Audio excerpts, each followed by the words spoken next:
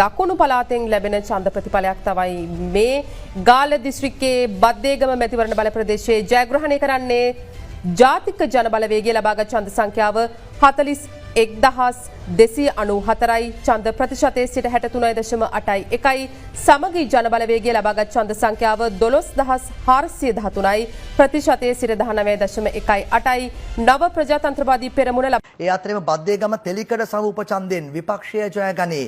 Baddegama Justin පතිරගේගේ වාර්තාව. බද්දේගම තෙලිකඩ මාජුවාන විවිධ සේවා සම්පකාරී නිර්වරණයෙන් ඒකාබද්ධ විපක්ෂය ජයගත්තා.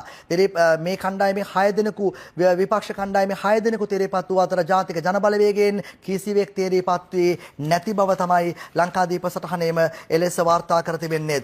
ඒ අතරෙම මෞබිම සටහනටත් එම වාර්තා කරනවා බද්දේගම සමූපයේ සියලු නිල ඒකාබද්ධ විපක්ෂයට ලැබී තිබෙන බව තමයි එලෙස වාර්තා කරන්නේ. අපොයි දෙයියනේ ඒකත් එහෙමද?